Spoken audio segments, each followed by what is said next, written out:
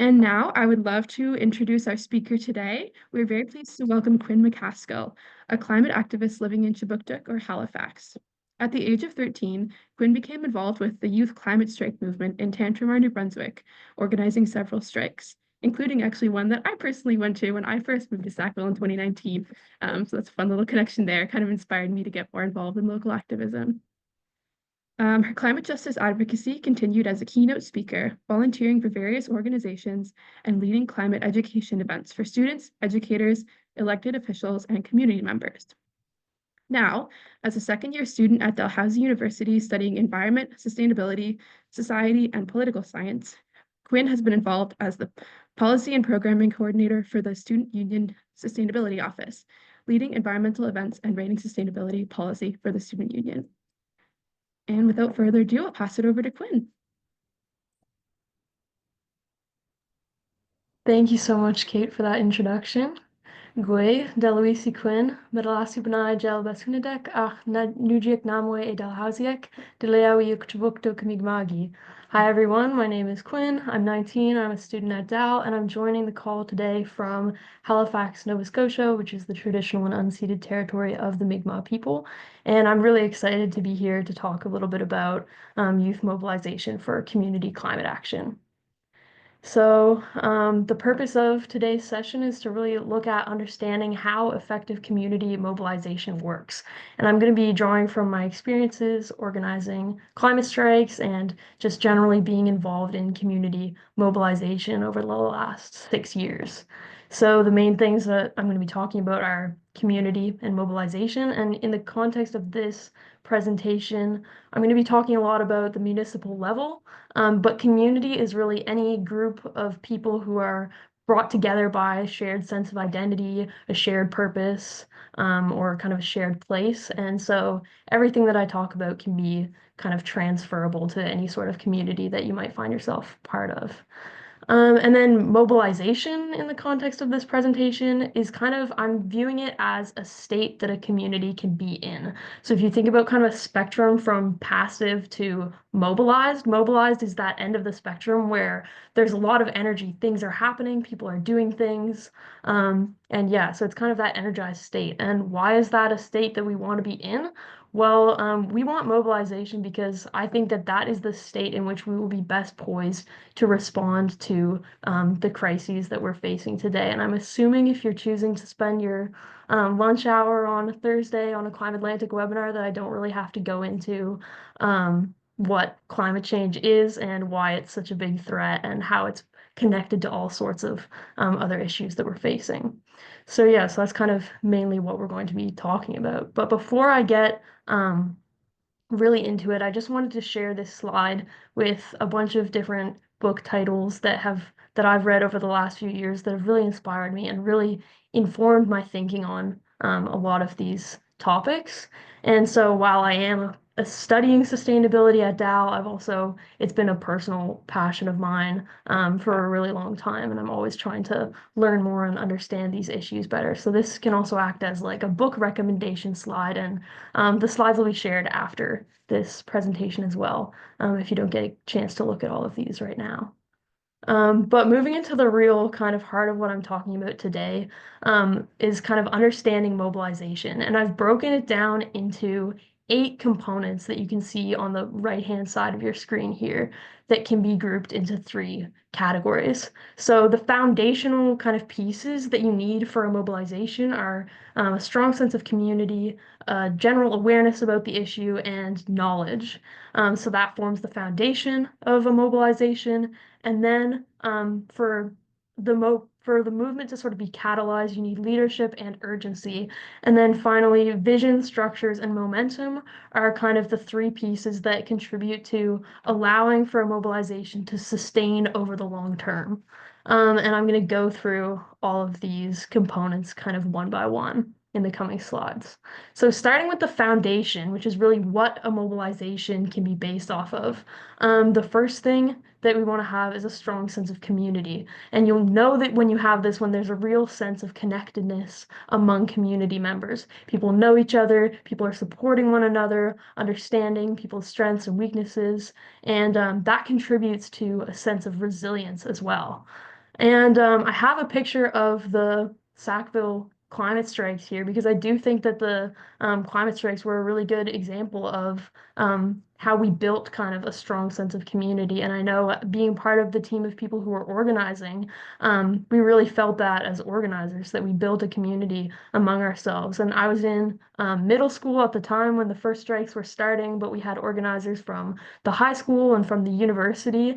And I was really impressed by how the upper year university students created that sense of community and brought everyone to be part of the organizing and made them feel as though their contributions were valued and important. So that's kind of neat that you can see how community can be built through the action itself. And so you get kind of a positive feedback loop within that one component of mobilization that will aid kind of future mobilization as well. Secondly, the second sort of component of the foundation of a mobilization is awareness. You need a core group of people to know that the problem exists and to know that we need change. And I think the strikes are another example of something that really raised awareness about climate change. If you look at media coverage of the climate crisis before and after the strikes, I think the difference is really striking, no pun intended. Um, but yeah, so, and I think it helped that it was a global movement that people could see online, and then you could also see how it was manifesting in your local communities as well. And then I've distinguished between awareness and knowledge because awareness is just knowing that the problem is going on, and then knowledge is really actually understanding how the problem works, how solutions work, and how change can be created. And I think a lot of this knowledge can come from existing leaders and knowledge keepers within communities. And this is where climate education really comes into play. So the image there on the bottom right of the screen is from a climate education day that I helped to host when I was in grade 12 in high school. And yeah, and it was kind of the goal was to provide a space for that knowledge transfer to take place. And it's especially important for young people to understand the issues that we're facing and the issues that are going to define our generations. So climate education is kind of a really key piece that I've been trying to do as much work on as I can. So these three components make up the foundation of a strong mobilization. And now we'll move on to looking at the catalyst. So if you think of the foundation as being kind of the kindling and the wood of your fire, the catalyst is really the spark, the thing that like turns it into a mobilization where action is taking place. And the first thing you need is a sense of urgency, which is recognizing the need for immediate action. And this is where the youth perspective comes in again, because I think young people have a different perspective when it comes to the timeline of things like the climate crisis, because we're looking with the majority of our lives still left ahead of us. We're thinking about our children, grandchildren, and I think youth often see things with a lot more clarity than adults. And I find when I've been in spaces where I'm kind of representing young people in a room of adults, that's often been the message that I've felt myself having to bring is just the sense of urgency and how quickly we need to act.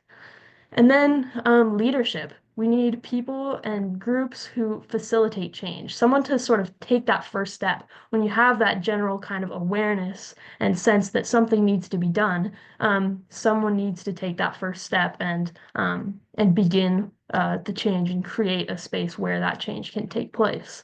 And this can come from NGOs, it can come from community members, elected officials. With the climate strikes, we saw it happen with youth.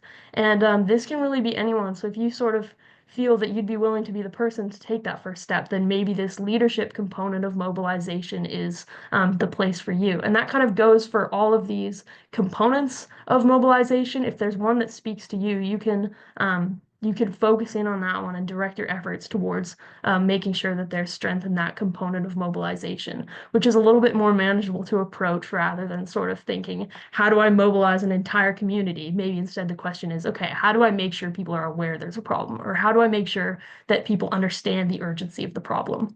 So that's kind of one of the goals with understanding the different pieces that make up a mobilization. So moving on to the final category of creating sustained action. This is kind of tricky because a lot of times with mobilization, it's a state, like being mobilized is a state that requires a lot of energy and it takes a lot of work. So it's often hard to get a mobilization that sustains over the long term. Usually it sort of peaks and then crashes again. But there are a few things that can be done to kind of try to get it to sustain as long as possible. And one of these things is having a vision, which is kind of having a collective understanding of where we want to go. And having this vision can act as a unifying force for the group or the social movement that is trying to mobilize. Because it gives you a direction and it gives you a shared, it helps build community as well and kind of that sense of purpose. And the picture that I have here on the vision component is of the climate imagination sessions that I helped to lead in Tantramar, New Brunswick last summer, where I was inviting community members to imagine a positive future for Tantramar and to imagine a sustainable future and asking the question of what would that look like and what would that involve? And I collected hundreds and hundreds of ideas from community members. And I think it sort of helped to build that vision. So that was kind of an example of I was looking at vision as a component of mobilization that was kind of lacking in Tantramar. And I was trying to create an event that would sort of help to fulfill that gap. And then structures. So establishing structures that enable change. So one of the things that is often a challenge is turnover within mobilizations. And you see it in government with elections being held every few years. And it's also a big issue with youth, where we are sort of growing up so quickly and progressing through the school system and things like that. I know with the climate strikes, when we organized our first strike in Tantramar, a lot of the key organizers were fourth year Mount A students who then graduated and left the community. So had to sort of deal with that turnover and adapt within our organizing group. But if you have kind of structures that enable change, then this allows you to sort of ride out that sort of turnover period. And I think an example of that would be the Mayor's Roundtable on Climate Change, which is a group that was formed as a direct result of the climate strikes that we held in Tantramar. We went to the municipality and we had demands, and we were demanding action, and they responded by forming this roundtable that is made up of community members from all sorts of different backgrounds. And I sit on the roundtable as a youth representative, and we've done all sorts of projects. This picture is from a public forum that we hosted. We've run mandatory climate training for municipal councilors. We've reviewed the town budget with a climate lens. And really what it's done is it's kind of formalized the relationship between the municipality and climate action so that no matter kind of who is part of the town council and the town staff, we have climate change as this guiding piece, and we have people who have a way of communicating with the municipality about this issue. And since then, the mayor's roundtable has evolved to include a committee of council to sort of further formalize that relationship. So we have the Climate Change Advisory Committee in Tantramar now as well. And then the last piece of creating a sustained movement is momentum. And this one's kind of tricky because it's sort of something that you have less direct control over, but momentum kind of refers to the way that actions build upon one another. And when there's momentum in a mobilization, more and more people are being drawn into engagement.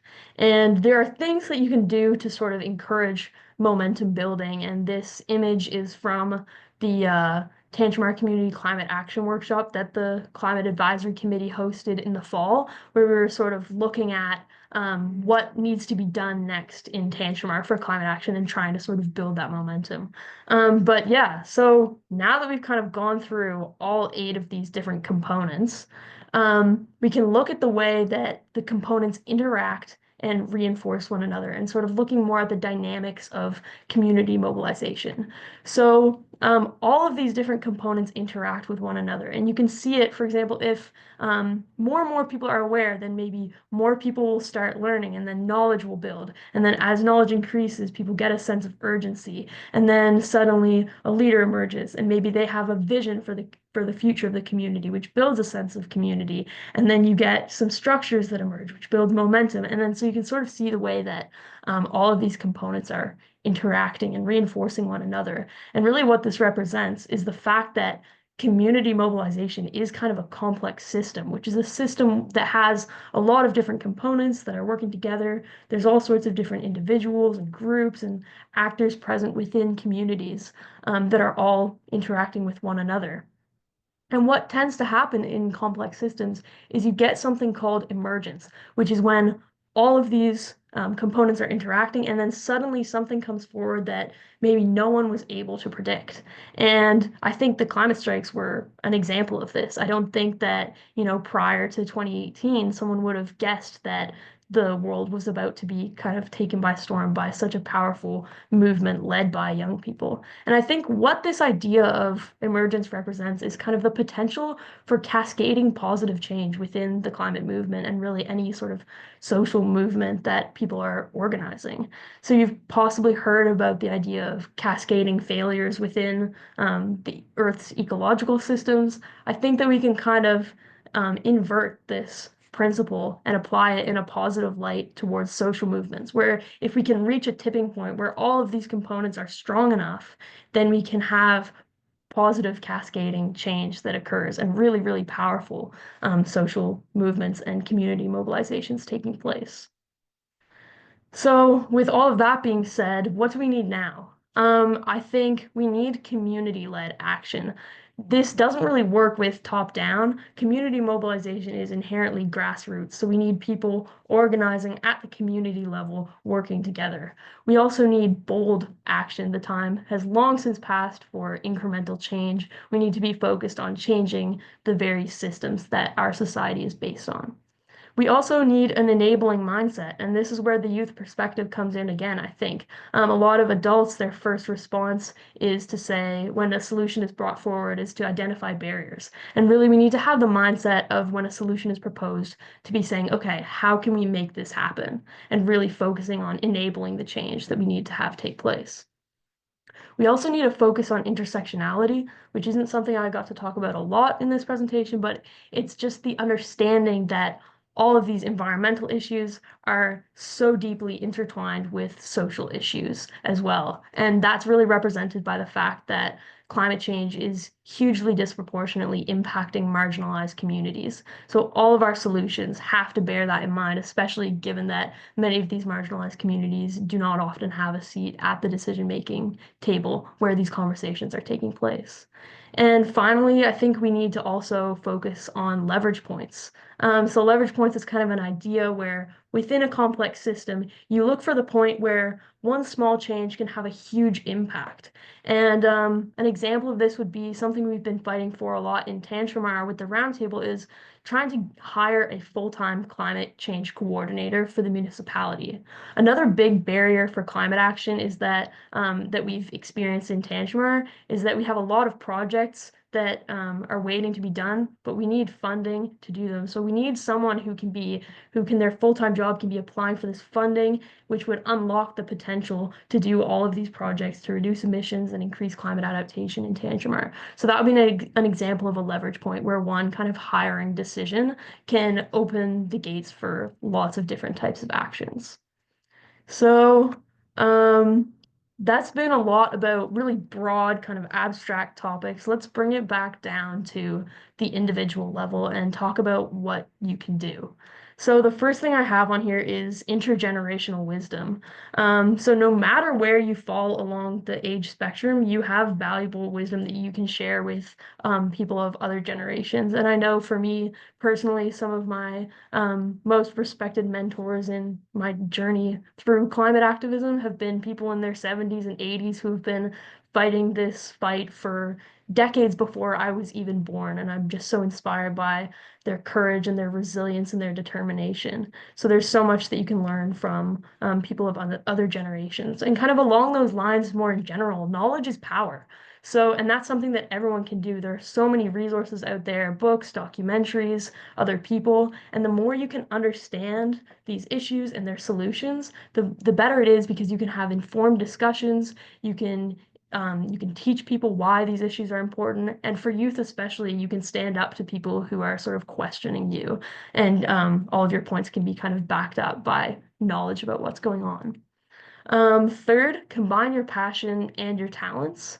So if you have something that you care about and something that you're good at and enjoy doing, if you can find a way to combine those things, that's often where you can find the most powerful action and also action that you'll be able to sustain for a long time because you're having fun when you're doing it. Remaining adaptable is also key because these issues, especially climate change, are always evolving. So our response to them always has to be flexible and ready to evolve as well. And lastly, take action. Talk to people, talk to your friends, talk to your family members and your neighbors. Start organizing things. If you have something that you care about, now is the time to take action. And any community mobilization can be started by any community member. So that could be you. And I'll leave it at that. Thank you so much for listening to my presentation. Merci, Walalan. I've got my email listed there. If anyone would like to talk further, I would always be happy to do that. And I think